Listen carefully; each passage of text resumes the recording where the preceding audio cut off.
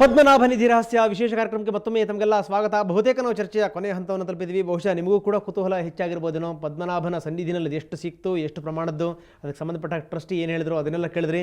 ಬನ್ನಿ, ಸಂತೋಷಿ ಹೇಳ್ತಾ ಇದ್ದಾರೆ, ನಮಗೂ ಕೂಡ ಅದೊಂದು ಡೌಟ್ ಕಾಡ್ತಾ ಇತ್ತು.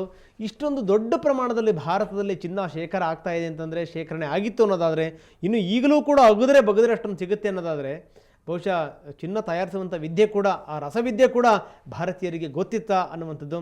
ಸರ್ ಏನು ಹೇಳ್ತಿರ್ತಾವೆ? ಅದೇ ನಾವು ಆಗಲೇ ಹೇಳ್ತಾ ಇದ್ದೆ, ತಾಳೆಗರಿಗಳನ್ನು ಸಮೇತ ತಕ್ಷಶಿಲೆಯಲ್ಲಿ ಇಟ್ಟರು.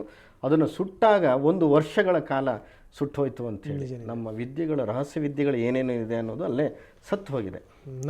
ನಾಲಂದ ಕಥೆ ಹೇಳ್ತಾ ಇದ್ದೀರಿ ನೀವು, ಯೂನಿವರ್ಸಿಟಿ. ಹೌದು ಹೌದು. ಅದು ಅಲ್ಲದೆ ನಂತರ ನಾವು ಇದನ್ನು ಹೇಳಿದೆ, ಏನಂತಂದರೆ ತಾಳೆಗರಿಗಳನ್ನು ಮಡಕಿನಲ್ಲಿ ಹೂತಿಟ್ಟಿದ್ರು, ಇದೆಲ್ಲ ಆಯಿತು ಅಂತೇಳಿ. ಇದೆಲ್ಲದಕ್ಕಿಂತ ಹೆಚ್ಚಾಗಿ ನೀವು ಈಗ ಇನ್ನೊಂದು ಮಾತು ಹೇಳ್ತಿದ್ರಿ, ಕರ್ನಾಟಕದಲ್ಲಿ ಶ್ರೀರಂಗಪಟ್ಟಣದಲ್ಲಾಗಲಿ, ನಂಜನಗೂಡಲ್ಲಾಗಲಿ ಮತ್ತು ಚಾಮುಂಡೇಶ್ವರಿ ಬೆಟ್ಟದಲ್ಲಾಗಲಿ ಇರಬಹುದು ಅಂಥೇಳಿ. ಅದು ಹಿಂದೆ ಇದ್ದದಕ್ಕೆ ಕೋರ್ಟ್ನಲ್ಲಿ ಸೌಂದರರಾಜ್ ಅವರು ಹಾಕಿರೋಕ್ಕೆ ಹೋಗಿ ಇಷ್ಟೆಲ್ಲ ನೆಲಮಾಳಿಗೆ ಹುಡುಕ್ಲಿಕ್ಕಾಯ್ತು. ನೀವು ಒಂದು ಹೇಳಿಬಿಟ್ಟು ಈಗ ನಾಳೆ ನಮ್ಮ ರಾಜಕಾರಣಿಗಳು ಎಲ್ಲ ದೇವಸ್ಥಾನದ ಗರ್ಭಗುಡಿ ಇಲ್ಲ ಸಂತೋಷಿ, ಯಾಕಂದರೆ ಪ್ರತಿ ದೇವಸ್ಥಾನಗಳಿಗೆ ಹೋಗಿ ನಾನು ಕೋಲಾರಕ್ಕೆ ಹೋದ ನನಗೆ ತುಂಬ ಆಶ್ಚರ್ಯ ಕಾಡ್ತಾರೆ. ನನಗೆ ಕೋಲಾರದಲ್ಲಿ ಒಂದು ಕೋಲಾರಮ್ಮನ ದೇವಸ್ಥಾನ ಇದೆ. ಆ ಕೋಲಾರಮ್ಮನ ದೇವಸ್ಥಾನದಲ್ಲಿ ನೋಡಿ ಹೆಂಗೆ ಅಂತಂದ್ರೆ ನನಗೆ ಅದೊಂದು ಕುತೂಹಲ ಹೆಚ್ಚಾಗ್ಬಿಡ್ತು. ಹೆಂಗೆ ಅಂದರೆ ಅಲ್ಲಿ ಈ ಒಂದು ಚೇಳು ಹಾವಿನ ಹುಂಡಿ ಅಂತ ಒಂದು ಮಾಡ್ಯಾರ, ಒಂದು ದೇವಿ ಒಂದು ಮೂರ್ತಿ ಇದೆ. ಆ ಮೂರ್ತಿ ಹಿಂದ್ಗಡೆಗೆ ಒಂದು ಸಣ್ಣ ಗ್ಯಾಪ್ ಇದೆ. ಅಲ್ಲಿ ಆ ಗ್ಯಾಪಲ್ಲಿ ಚಿಲ್ಲರೆ ಹಾಕಬೇಕು. ಚಿಲ್ಲರೆ ಹಾಕಿಬಿಟ್ಟು ಚೇಂಜ್ ಹಾಕಿ ನೀವು ಕಿವಿನ ಕೊಟ್ಟರೆ ಸರಸರ ಸರಸರ ಶಬ್ದ ಆಗುತ್ತೆ. ಅಲ್ಲಿ ನಂಬಿಕೆ ಏನು ಅಂತಂತಂದರೆ ಅಲ್ಲಿ ಚೇಳುಗಳು ಸರಿದಾಡ್ತಾ ಇವೆ ಅಲ್ಲಿ ಅಂತ. ಬಟ್ ನೀವು ಹಾಕ್ಬಿಟ್ಟು ಕಿವಿ ಇಟ್ಟು ಕೇಳಿ, ನೀವು ಹೋಗಿ ಬಿದ್ದ ತಕ್ಷಣ ಕಾಯಿನ್ನು ಎಷ್ಟು ಕಾಯಿನ್ಗಳನ್ನ ಜರುಗಿಸುತ್ತಲ್ಲಿ ಅಂತ. ಪಕ್ಕಾ ಲೋಹದ ಶಬ್ದ ಅದು. ಅಲ್ಲಿ ನಿಜಕ್ಕೂ ನೋ ಡೌಟ್ ಅಲ್ಲಿ ಏನಾದರೂ ಒಂದು ಇರಲೇಬೇಕು ಅನ್ನುವಂಥದ್ದು. ಬಹುಶಃ ನೀವು ಹೇಳಿದ ಹಾಗೆ ಭೂತಾಳ ಪಾಂಡ್ಯನ ಕ್ಷೇತ್ರದಲ್ಲಿ ಇದ್ದಂಥದ್ದು ಶಂಕರನಾರಾಯಣ ದೇವಸ್ಥಾನ ಅಂತೇಳಿ ಬಾರ್ಕೂರ್ ಹತ್ರ ಇರುವಂಥ ಹಾಲಾಡಿ ಹತ್ರ ಇವತ್ತಿಗೂ ಸಹ ಹೇಗಿದೆ ಟೆಕ್ನಾಲಜಿ ಅಂತಂದರೆ, ದೇವಸ್ಥಾನದ ಆವರಣದಲ್ಲಿ ಬಿದ್ದಂತಹ ಮಳೆ ನೀರು ಸಮೇತ ಗರ್ಭಗುಡಿಯ ಮುಖಾಂತರ ಕೆಳಗಿಳಿದು ಹೋಗ್ತಕ್ಕಂಥ ಟೆಕ್ನಾಲಜಿ ಇದೆ. ಅದು ನೆಲಮಾಳಿಗೆಯ ಮುಖಾಂತರ ಹೋಗ್ತದೆ. ಕೇವಲ ಅಷ್ಟಕ್ಕೆ ಇಲ್ಲ, ಎಲ್ಲಾದರೂ ನಿಧಿ ಇದ್ರೂ ಇರಬಹುದೋ ಏನೋ. ಅದು ಯಾಕೆಂತಂದ್ರೆ ಜೀರ್ಣೋದ್ಧಾರ ಸಮಯಕ್ಕೆ ಬಂದುಬಿಟ್ಟಿದೆ ಆ ದೇವಸ್ಥಾನ. ಜೀರ್ಣೋದ್ಧಾರ ಮಾಡಿದ್ರೆ ಬಹುಶಃ ಯಡಿಯೂರಪ್ಪನವ್ರ ಸರ್ಕಾರ ಇದ್ದಾಗಲೇ ನಿಧಿ ಸಿಗ್ಬೋದೋ ಏನೋ ಗೊತ್ತಿಲ್ಲ. ಇದು ಎಲ್ಲದಕ್ಕಿಂತ ಹೆಚ್ಚಾಗಿ ನಾವು ಮೊದಲಿಂದ ನಾವು ಹೇಳ್ಕೊತ ಬಂದಿದ್ದು, ನಾವು ಚಿನ್ನದ ನಾಣ್ಯಗಳನ್ನು ಮಾಡ್ತಾ ಇದ್ವಿ, ಚಿನ್ನದ ಆಭರಣಗಳನ್ನು ನಾವು ಮಾಡ್ತಾ ಇದ್ವಿ. ಚಿನ್ನ ಗಣಿಗಾರಿಕೆ ಅಷ್ಟೊಂದು ಇಲ್ಲದೇ ಇದ್ದರೂ ಸಹ ಚಿನ್ನವನ್ನು ನಾವು ಅಷ್ಟೊಂದು ಅಳೆದು ಆಭರಣಗಳನ್ನು ನಾವು ನಡ್ಸ್ಕೊಂಡು ಹೋದ್ವಿ ಅಂತ. ಇದಕ್ಕೆ ಹೆಚ್ಚಿಗೆ ಮಹಾಭಾರತ ಉಲ್ಲೇಖದಲ್ಲಿ ಚಿನ್ನಗಳು ಬೇಕಾದಷ್ಟು ಇದ್ದದ್ದು ಇತ್ತು. ರಾಮಾಯಣದ ಉಲ್ಲೇಖದಲ್ಲಿ ನೋಡಿದ್ರೆ ಲಂಕೆಯ ಸ್ವರ್ಣಲಂಕೆ ಅಂತೇಳಿತ್ತು, ಸಂಪೂರ್ಣವಾಗಿ ಚಿನ್ನದಿಂದಲೇ ಕೂಡಿತ್ತು ಅಂಥೇಳಿ. ಹಾಗಾದರೆ ಚಿನ್ನದ ಬಗ್ಗೆ ಜ್ಞಾನ ಹಿಂದೂ ಇತ್ತು, ಇವತ್ತಿಗೂ ಇತ್ತು. ಈ ವಿಜಯನಗರ ಸಾಮ್ರಾಜ್ಯದಲ್ಲಿ ಒಂದು ಬಹಳ ದೊಡ್ಡ ಒಂದು ವಿಶ್ವಕರ್ಮ ಮತ್ತು ಅಕ್ಕಸಾಲಿಗರ ಈ ಒಂದು ವಂಶಸ್ಥರಿಗೆ ಬಹಳಷ್ಟು ಪ್ರಾಶಸ್ತ್ಯವನ್ನು ಕೊಟ್ಟಿದ್ರು. ಹೇಗೆ ಅಂತಂದರೆ ಅದರೊಳಗೂ ರಸವಿದ್ಯೆಗಳನ್ನು ಬಹಳಷ್ಟು ಚೆನ್ನಾಗಿ ಇದರೊಳಗೆ ಬಳಕೆಯಾಗಿತ್ತು. ರಸರತ್ನ ಸಮುಚ್ಚಯಗಳಲ್ಲಿ ಬಹಳ ಚೆನ್ನಾಗಿ ಇದರ ಬಗ್ಗೆ ಬರೆದಿದ್ದಾರೆ. ನಾನು ಆಗಲೇ ಹೇಳಿದೆ, ಸತ್ವವನ್ನು ತೆಗಿತಕ್ಕಂಥದ್ದು ಹೇಗೆ ಅಂಥೇಳಿ ತೆಗಿತಾ ಇದ್ರು. ಸೀಸದಿಂದಲೂ ಸಹ ಸತ್ವವನ್ನು ತೆಗಿತಕ್ಕಂಥದ್ದು. ಈಗ ಜರ್ಮನ್ ಸಿಲ್ವರ್ ಅಂತ ನೀವೇನು ಹೊಸದಾಗಿ ಬಂದಿದೆ, ಇವುಗಳನ್ನು ನಾವು ಎಲ್ಲ ತೆಗೆದು ತ್ಯಾಜ್ಯ ವಸ್ತು ಅಂತೇಳಿ ಮಾಡಿ ಬಿಟ್ಟಿರ್ತಕ್ಕಂಥದ್ದು ಇತ್ತು ಲೋಹಗಳಲ್ಲೇ. ಹೌದು, ಇವುಗಳನ್ನೆಲ್ಲ ಬಳಸಿ ಪಾದರಸಗಳನ್ನು, ಈ ಮೆದು ಇರ್ತಕ್ಕಂಥ ಜಲಧಾತುವಾಗಿರ್ತಕ್ಕಂಥ ಪಾದರಸವನ್ನು ಗಟ್ಟಿ ಮಾಡ್ತಕ್ಕಂಥ ವಿದ್ಯೆ ಅದನ್ನು ಕಂಡುಹಿಡಿದರು.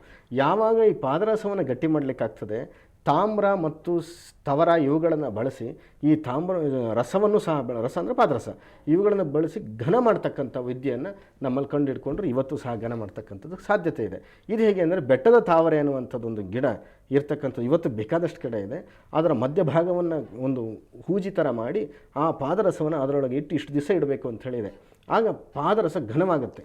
ಹೌದು, ಇನ್ನು ಯಾವುದ್ರೊಳಗೂ ಘನ ಮಾಡಲಿಕ್ಕೆ ಸಾಧ್ಯ ಇಲ್ಲ. ಇದರ ನಂತರ ಕಾಡು ತೊಂಡೆ ಅನ್ನುವಂಥದ್ದೊಂದು ಸಸ್ಯ ಬರುತ್ತೆ.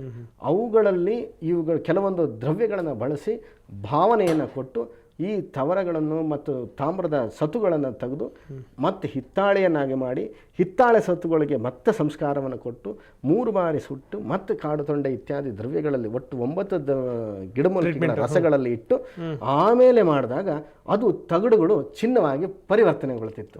ಇಂತಹ ಚಿನ್ನವನ್ನೇ ನಾಣ್ಯಗಳಾಗಿ ಮಾಡ್ತಿದ್ರು. ಇದು ಆಳುಪರ ಚಿನ್ನದ ನಾಣ್ಯಗಳು ಅಂಥೇಳಿ.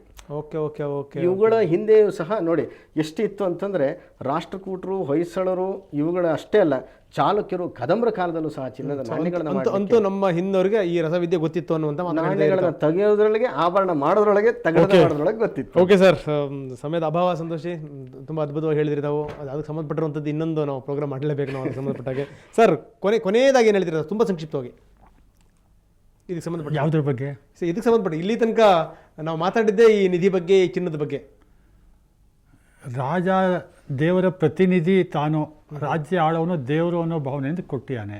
ಓಕೆ, ಅದರ ಈಗ ಸಿಕ್ಕಿರುವಂಥ ನಿಧಿಯ ಸದುಪಯೋಗ ಆಗಬೇಕು. ಸದುಪಯೋಗ ಆಗಬೇಕು ಖಂಡಿತವಾಗಲು. ಯಾಕಂದ್ರೆ ಹಿನ್ನೋರು ಕೂಡ ಮಾಡಿದ್ದು ಅದಕ್ಕೇನೆ ಮುಂದೆ ಏನಾದರೂ ಆಪತ್ಕಾಲದಲ್ಲಿ ಆಗಲಿ ಅಂತ ಇವಾಗಲೂ ಕೂಡ ಅದೇ ಆಗಬೇಕು ಅನ್ನುವಂಥ ಮುಜರಾಯಿ ಇಲಾಖೆ ಅದನ್ನ ತನ್ನ ವಶಕ್ಕೆ ತಕೊಂಡು ಅದನ್ನ ಮತ್ತೆ ಕಮಿಷನ್ ಮುಜರಾಯಿ ಇಲಾಖೆ ತಗೊಂಡಾದ್ಮೇಲೆ ತನ್ನ ವಶಕ್ಕೆ ಉಳಿಸ್ಕೋಬೇಕು ಅಟ್ಲೀಸ್ಟ್. ಅದು ಉಳಿಸ್ಕೊಳ್ಳಲ್ಲ. ವಿಗ್ರಹಗಳನ್ನ ಅಂತ ಸರಗಳನ್ನ ಮಾತ್ರ ಒಂದು ದೇಶದ ಸಂಪತ್ತು. ನಿಜ, ನೋ ಡೌಟ್ ಸರ್. ಸಂತೋಷ್, ಇಲ್ಲಿ ತನಕ ಬಂದ್ಬಿಟ್ಟು ಸಾಕಷ್ಟು ತಾವು ಚರ್ಚೆ ಮಾಡಿದ್ರಿ. ನಂಜರ ತಾವು ಕೂಡ ಅಷ್ಟೇ, ತಮ್ಮಿಬ್ಬರಿಗೂ ಕೂಡ ಧನ್ಯವಾದಗಳು. ಅದೇ ರೀತಿ ಮೈಸೂರಿನಿಂದ ವಿಜಯಕುಮಾರ್ ವಿಚಾರಗಳು ಸಾಕಷ್ಟು ಮಾತಾಡಿದ್ರು. ವಿಜಯಕುಮಾರ್, ತಮಗೂ ಕೂಡ ಧನ್ಯವಾದಗಳು. ಒಟ್ಟಾರೆಯಾಗಿ ಇವತ್ತಿನ ಚರ್ಚೆ ನಿಮಗೆ ಇಷ್ಟವಾಗಿದೆ ಅಂತ ಭಾವಿಸ್ತೀನಿ. ಯಾಕಂದರೆ ಅಷ್ಟೊಂದು ದೊಡ್ಡ ಪ್ರಮಾಣದ ಸಂಪತ್ತು ಸಿಕ್ಕಿದೆ ಅಂದರೆ ಅದು ಹುಡುಗಾಟಿಕೆ ಮಾತಲ್ಲ, ಜೊತೆಗೆ ಬೇರೆ ಬೇರೆ ಭಾಗಗಳಲ್ಲಿ ಅಷ್ಟೊಂದು ದೊಡ್ಡ ಸಂಪತ್ತು ಸಂಪತ್ತು ಶೇಖರ ಆಗಿದೆ ಅಂತಂತಂದರೆ ಬಹುಶಃ ನಮ್ಮ ಹಿನ್ನೋರಿಗೆ ನಿಜಕ್ಕೂ ಒಂದು ರಸವಿದ್ಯೆ ಗೊತ್ತಿತ್ತು ಅನ್ನುವಂಥದ್ದು, ಅಥವಾ ಅಟ್ಲೀಸ್ಟ್ ಭೂಮಿಯಲ್ಲಿ ಇರೋದನ್ನಾದರೂ ಬೇಗನೆ ತೆಗೆಯುವಂಥ ತಂತ್ರಜ್ಞಾನನಾದರೂ ಅವ್ರಿಗೆ ತುಂಬ ಚೆನ್ನಾಗಿ ಗೊತ್ತಿತ್ತು ಅನ್ನುವಂಥದ್ದು. ಸೊ ಇದು ಚರ್ಚೆ ಮಾಡ್ತಾ ಹೋದರೆ ಒಂದು ದೊಡ್ಡ ಚರ್ಚೆ ಇದು. ಅನಂತ ಪದ್ಮನಾಭನಿಂದ ಹಿಡಿದು ಒಂದು ಲೆಕ್ಕದಲ್ಲಿ ಏನಂದರೆ ಅನಂತ ರಹಸ್ಯದ ತನಕ ಇದನ್ನ ಚರ್ಚೆ ಮಾಡಬೇಕಾಗತ್ತೇನೋ. ಸೊ ಇನ್ನಷ್ಟು ವಿಚಾರಗಳನ್ನ ಎತ್ಕೊಂಡು ಮತ್ತಷ್ಟು ಒಂದು ಚರ್ಚೆಯನ್ನು ನಾವು ಖಂಡಿತ ಮಾಡ್ತೀವಿ ಅಂತ ಹೇಳ್ತಾ ಈ ವಿಶೇಷ ಕಾರ್ಯಕ್ರಮ ಮುಗಿಸ್ತಾ ಇದ್ದೀವಿ. ನಮಸ್ಕಾರ.